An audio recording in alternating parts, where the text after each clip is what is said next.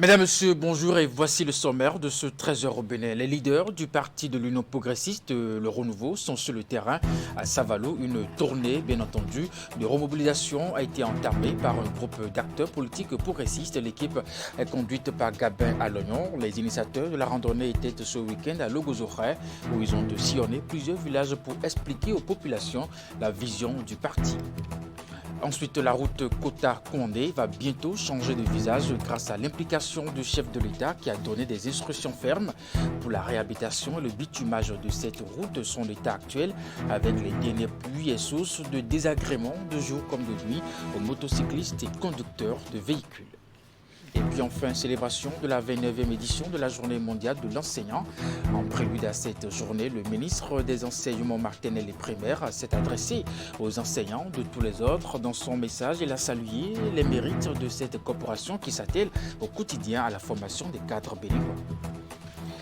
Et voilà pour le sommaire de ce 13h au Bénin. À nouveau bonjour et merci de nous rejoindre. À quelques mois des prochaines joutes électorales de janvier 2023, l'heure est à la mobilisation des troupes dans les différentes formations politiques. À cet effet, les leaders du parti l'Union progressiste, le Renouveau, sont sur le terrain. À Savalou, une tournée de remobilisation a été entamée par un groupe d'acteurs politiques progressistes. L'équipe conduite par Gabin Aloyon. Les initiateurs de la randonnée étaient ce week-end à Logozoré, où ils ont sillonné plusieurs villages pour expliquer aux populations la vision du parti et les raisons pour travailler à son enracinement dans la zone. Imet Elena Moussou et Georges Vaudounon. L'activité s'est déroulée dans plusieurs villages de l'arrondissement de Logozoré. Elle sonne la remobilisation des militants progressistes dans la zone en prélude aux législatives de janvier 2023. L'initiative est portée par un groupe de leaders dont Gabin Aloyon, cadre natif de Logozoré et acteur politique influent de la commune de Savalou. Dans sa démarche, il est soutenu par des aînés qui partagent la même vision que lui. Chaque acteur dans sa localité, en tant que membre de l'Union progressiste, est invité à faire en sorte que les militants puissent se sentir concernés par la cause, la nouvelle cause de l'Union progressiste. Et lorsque vous prenez la ligne qui est frontalière avec la commune de Dassazoumé, elle part de Gobara en passant par Logozoré, Mopa, Lakotan. Et fait frontière de l'autre côté aussi avec la commune de Glazoué et dans une certaine mesure avec la commune de Bonte. Nous avons décidé sur cette ligne-là de faire ceinture. Plus rien ne doit encore avoir de la place ici si ce n'est pas l'Union progressiste, le Renouveau. Chaque étape est une occasion pour la délégation d'échanger avec l'assistance sur la vie du parti, les réformes en cours pour enfin définir les stratégies afin de maintenir la vague jaune active. Plus que jamais requinquée, les militants promettent jouer davantage leur partition pour l'enracinement de l'Union progressiste, le Renouveau, dans la 9e circonscription électorale, notamment à Savalou. À l'occasion, de nouveaux adhérents ont été enregistrés. Personne ne peut aller contre le gouvernement et pouvoir aller de l'avant. Je suis mouvancier. J'étais BR. Aujourd'hui, je déclare solennellement UPR. Ce n'est qu'un aboutissement d'un travail d'ensemble sur la commune. Je ne dirai plus ce que vous avez déjà vu dans tout l'ouest, qui nous a permis d'obtenir, il y a plus d'un an, le ralliement de l'ensemble des élus. Jadis FCBE, ce sera l'apothéose au centre de la commune. On a eu des réunions avec ces derniers pour situer le contexte, structurer les organisations du parti qui sont ici. Et aujourd'hui, on est là simplement pour montrer à la population de Logozoré que désormais, ces gens-là, ces militants, ces camarades, ces parents à eux, sont désormais à l'Union progressiste. Vu l'imminence de la prochaine échéance électorale, les descentes ont aussi été une occasion idéale pour sensibiliser les populations. Jeunes, hommes et femmes des localités parcourues ont été invités à la culture de la paix. Ce n'est pas seulement une exhortation. Nous construisons avec la population la paix. Nous construisons une atmosphère de paix. À quelques mois des législatives à venir, l'heure est à la mobilisation des troupes dans toutes les formations politiques. Dans le camp de l'Union progressiste, le Renouveau, les leaders travaillent d'arrache-pied à maintenir la veille. Ils entendent aller de plus en plus vers les populations, partager suffisamment avec elles la vision du parti afin de susciter une plus grande adhésion à la cause du parti du Baobab.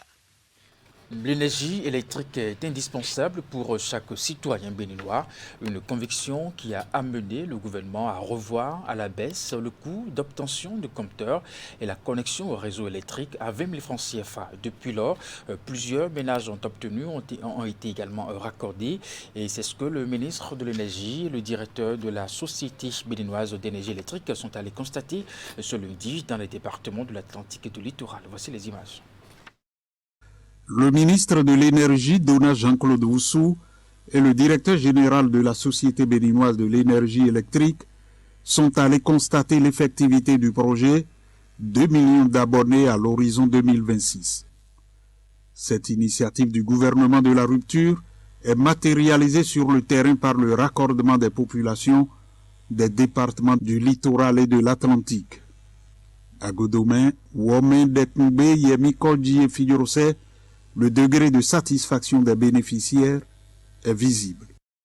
Nous nous rappelons hier comment on se battait pour avoir un compteur. C'était plus de 100 000. Aujourd'hui, le gouvernement a mis en place un moyen pour nous faciliter la tâche, c'est-à-dire du social. Et qu'aujourd'hui, avec 20 000, nous avons du compteur. Le projet 2 millions d'abonnés à l'horizon 2026 vise à offrir l'électricité aux ménages pour contribuer au développement du pays. Les compteurs obtenus à 20 000 francs CFA les déchargent de la corvée du paiement par kilowattheure. En clair, le dispositif est allégé pour les abonnés et c'est justement l'objectif du gouvernement. Vous avez pu voir les clients qui sont satisfaits des installations. C'est l'objectif. L'objectif, en fait, il y a quelque temps, c'était d'éliminer les files d'attente. Maintenant, l'objectif, c'est d'éliminer les fils d'araignée. Pour faire ça, il faut qu'on branche nos clients et puis qu'ils puissent alimenter par la SBE avec une énergie sécurisée, fiable. Et on pourra à ce moment-là enlever ces fameuses toiles d'araignée qui polluent notre environnement et qui sont un risque pour la sécurité. J'ai vu l'enthousiasme que les uns et les autres ont manifesté, surtout par rapport à ce qui a été à l'origine de cette visite. C'est-à-dire ce verrou que le gouvernement a sauté le 6 juillet dernier en mettant en place donc cette nouvelle dynamique à travers le nouveau prix de raccordement qui a été littéralement coupé puisqu'on est parti d'une centaine de milliers de francs à 20 000 aujourd'hui jusqu'en 2024 et après au-delà nous allons passer à 0. Dona Jean-Claude Oussou exprime sa satisfaction. L'heure du développement massif de l'accès à l'énergie électrique au Bénin a sonné définitivement et on remercie le gouvernement et je vous remercie de toute l'énergie que vous mettez dedans pour l'application scrupuleuse de cette ambition du gouvernement. Depuis 2016, le nombre d'abonnés est passé de 535 000 clients en 56 ans à presque 800 000. Une dynamique clairement affichée qui tend à atteindre progressivement une couverture à 100% du territoire national. À l'instar des autres communes au département du Plateau, les élus locaux et cadres administratifs de la mairie de Kétou ont reçu la visite du préfet Valais Setonoubo, venu pour apprécier l'état de la gouvernance locale de la commune de Kétou. C'était dans le cadre de sa tournée statutaire au titre de l'année 2022. Le point dans ce reportage. C'est par la commune de Kétou que le préfet du département du Plateau, Valais Setonoubo, a achevé sa tournée statutaire. Comme dans les 4 autres communes sous sa tutelle, il a été question pour lui de s'enquérir du fonctionnement de la commune de Kétou. L'objectif de ma visite à Kétou, à l'instar des autres communes parcourues, est de rappeler en cette occasion solennelle 2 des objectifs principaux que s'est assigné la réforme du secteur de la décentralisation dans notre pays. Il s'agit notamment du renforcement de la séparation des fonctions politiques et techniques pour améliorer la reddition des comptes et lutter plus efficacement contre l'impunité.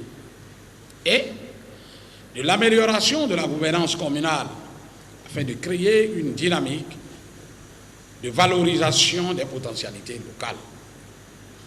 Il me paraît alors important et urgent, face à ces nouveaux enjeux de la gouvernance locale résultant de la vision éclairée du chef de l'État, d'inviter les différents organes communaux, savoir conseil communal, conseil de supervision, maire et le secrétaire exécutif, à travailler en parfaite synergie, tout en respectant chacun les couloirs de compétences dévolus à l'autre afin de pouvoir relever ensemble le défi commun du développement local.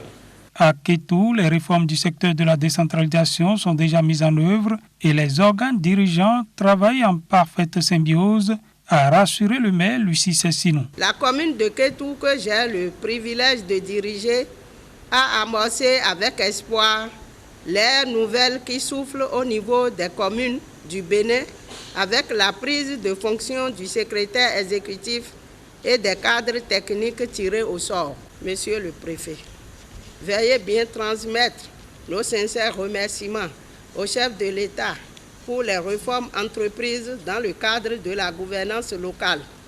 Nous attendons avec impatience la mise en œuvre des programmes de renforcement des capacités des acteurs communaux. Cette tournée statutaire aura été une fois de plus l'occasion pour le préfet Valais Tonoubo de booster les différents exécutifs communaux sous sa tutelle, espérant que d'ici là, des progrès significatifs seront enregistrés sur le plan du mieux-être des populations. Dans le même registre, le préfet des collines était également tourné dans les communes sous sa tutelle. Saliou Doubou est allé échanger avec les populations ainsi que les autorités locales des différentes communes qui composent le département. Le périple a pris par l'étape de la commune de Banté. Plusieurs points ont meublé les échanges, notamment les problèmes qui minent l'épanouissement des populations. Voici le compte rendu.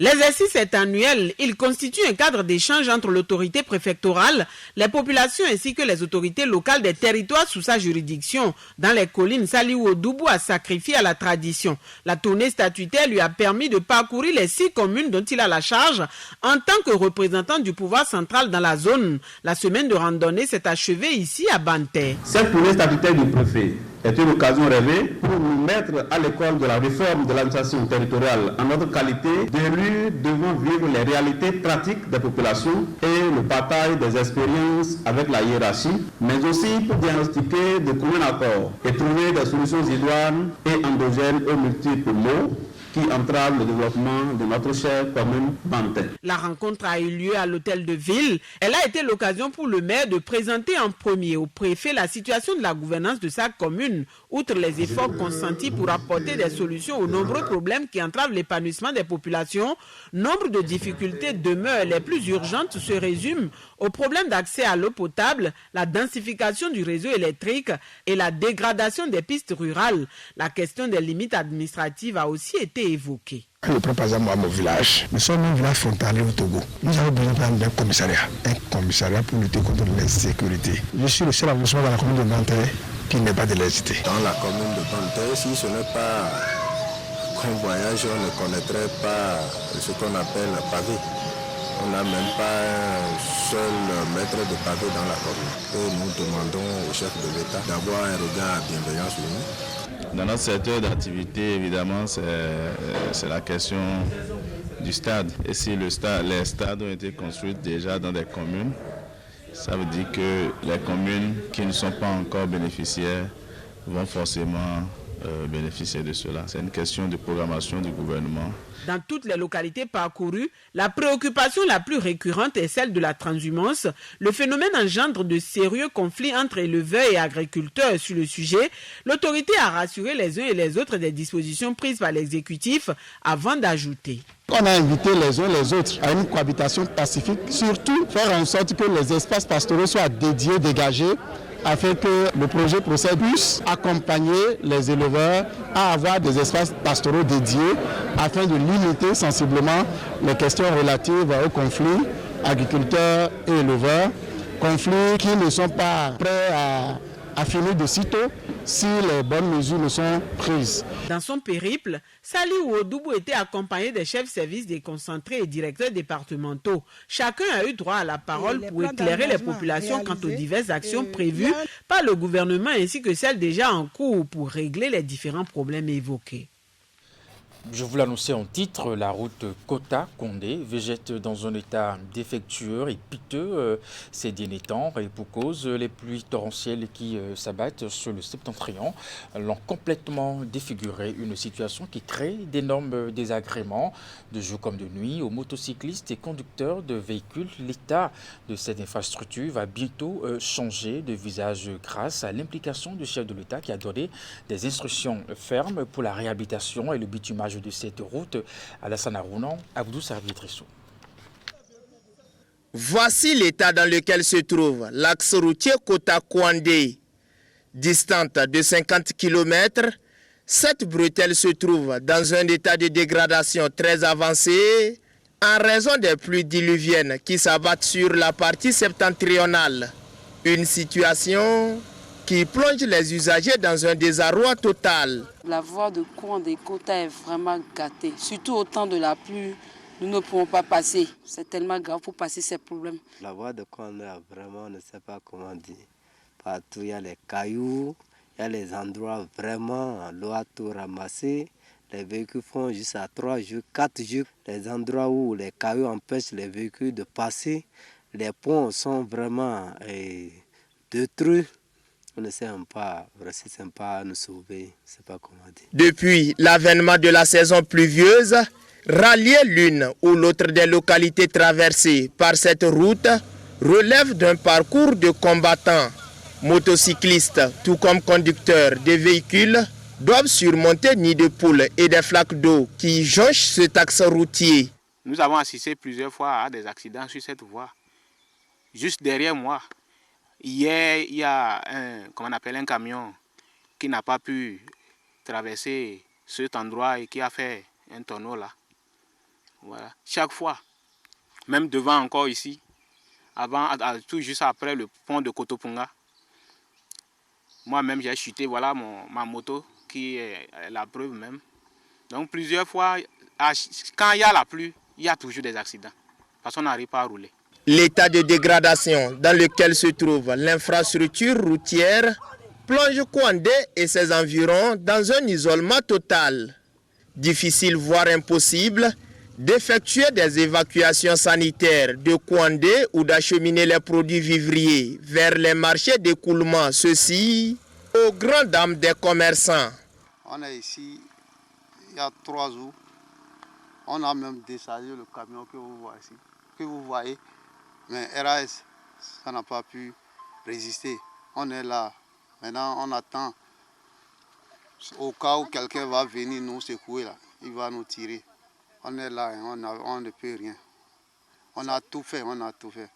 Partagés entre crainte des accidents et la peur d'endommager leurs engins à cause de l'état de cette voie, plusieurs personnes à Kondé avortent leur voyage sur Natitengu et vice-versa.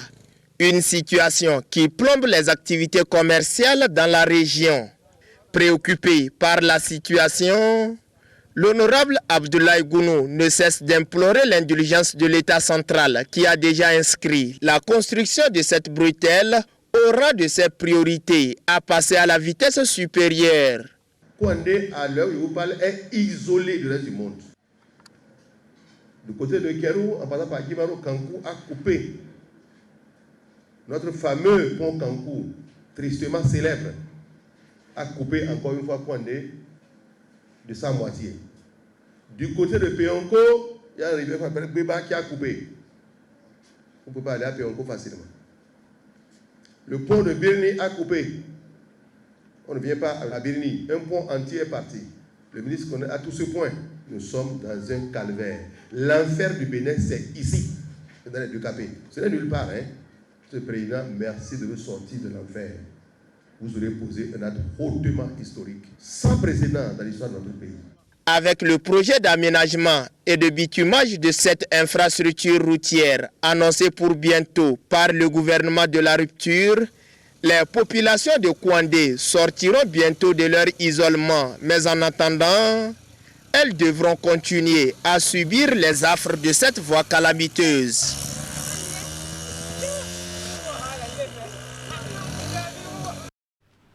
Dans la suite de ce 13h au Bénin, la ministre de l'économie numérique et son collègue de la décentralisation ont présidé ce mardi 4 octobre 2022 l'atelier sur la transformation numérique des collectivités locales. C'est une rencontre importante qui permettra la formation des responsables des systèmes d'information et élaborer la feuille de route globale pour la concrétisation de ce projet contenu dans le programme d'action du gouvernement 2021-2026. Ali Moumouni, Rachidi Soubirou. Ce sont les responsables des systèmes d'information RSI recrutés pour couvrir les différentes collectivités locales qui sont les principaux acteurs de cet atelier. Ces travaux de 24 heures viennent renforcer le processus de la mise en œuvre du projet de la transformation numérique des communes en cours. Donc aujourd'hui, dans les échanges que vous aurez tout à l'heure, vous allez certainement adresser les questions relatives au socle commun de l'administration. Vous allez parler également de la gouvernance électronique au niveau national, de la stratégie gouvernementale, des projets et initiatives que nous avons au niveau du pays, prévus dans le PAG, etc., etc. Et bien entendu, ce n'est pas que du donner, c'est aussi du recevoir. Ils sont au total 25 responsables des systèmes d'information à prendre part à cette formation. L'objectif est d'élaborer une feuille de route globale pour la concrétisation de ce projet contenu dans le PAG 2021-2026. De façon spécifique, cet atelier aboutira à l'élaboration du rôle des RSI et à la présentation d'une cartographie des différents projets. Il convient de rappeler ici que la réforme vise l'amélioration de la gouvernance communale et la création d'une dynamique de valorisation des potentialités dont recèlent nos communes. Toute chose qui ne saurait connaître un réel succès sans la transformation digitale de l'administration communale.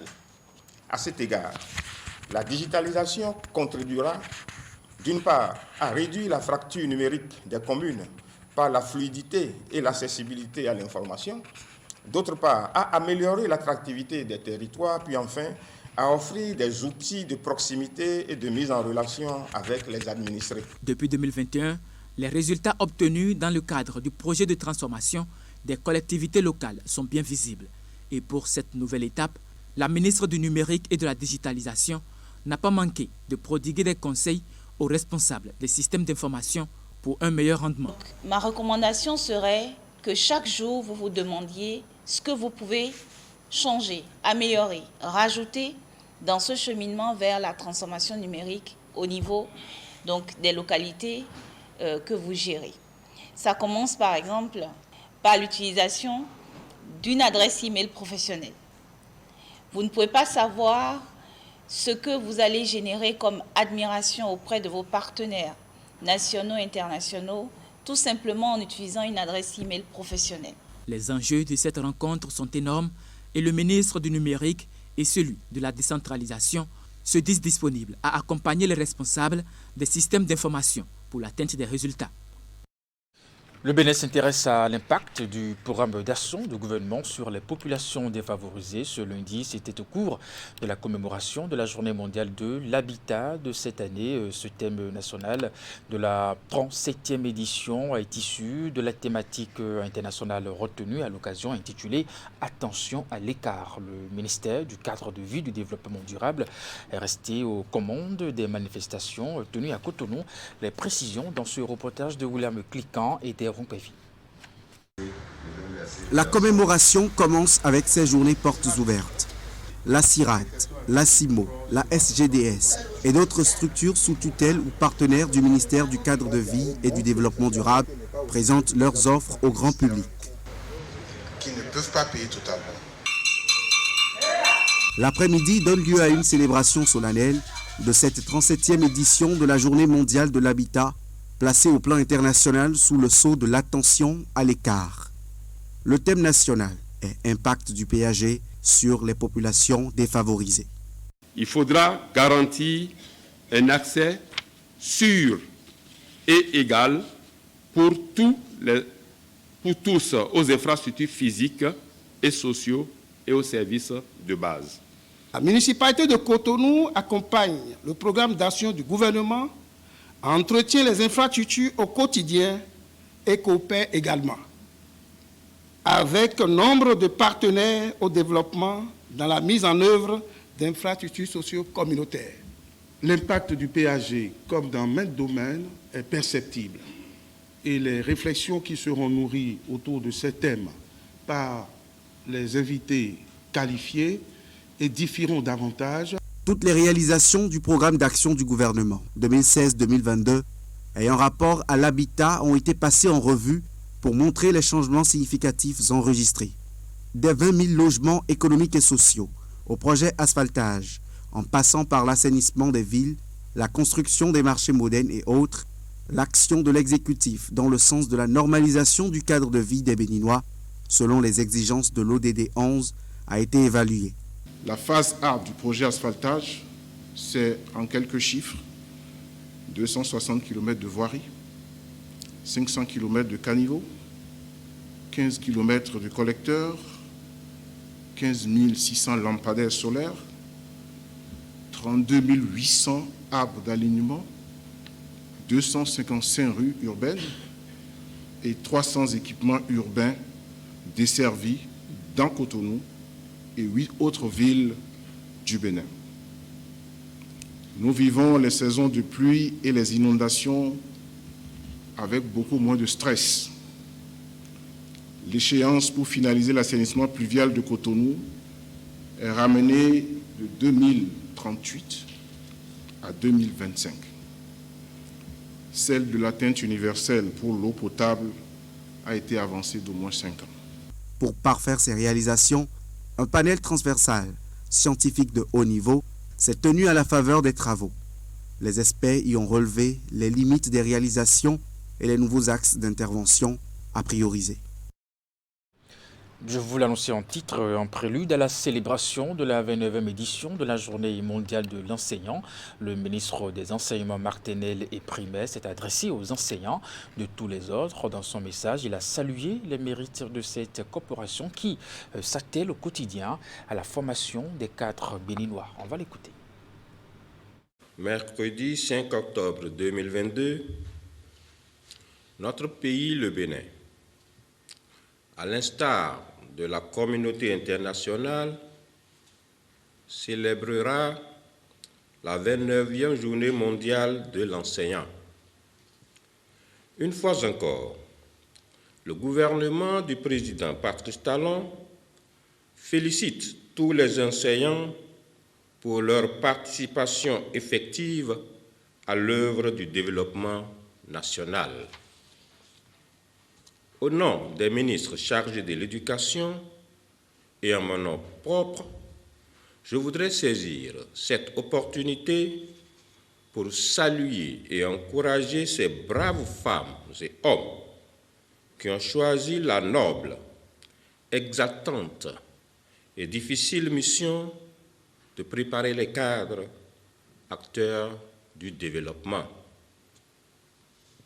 Chers compatriotes, c'est également le lieu de louer le rôle combien important que joue l'enseignant, rôle qui va sans cesse croissant dans notre société contemporaine, caractérisée par la présence d'une infinité de défis à relever, parfois avec une extrême urgence. Cette année, les manifestations officielles auront lieu à Lokossa, dans le département du Mono, et le thème retenu au plan international est intitulé « La transformation de l'éducation commence avec les enseignants ». Au nom de mes collègues et au nom du gouvernement, je voudrais rassurer tous les enseignants que la valorisation de leur profession, même si elle commence par eux-mêmes, demeure une préoccupation permanente du gouvernement et de son chef, le président Patrice Talon, avec l'espoir que nous achèverons l'année scolaire et universitaire 2022-2023 qui vient de commencer sous de bons auspices, je souhaite à toutes les enseignantes et à tous les enseignants du Bénin, à leurs familles et à tous leurs proches une joyeuse journée festive.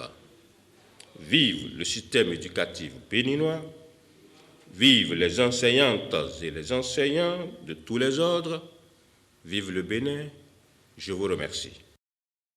Et puis avant de prendre congé de vous, cérémonie de remise d'équipements médicaux, techniques et de matériel à la direction départementale de la santé des collines.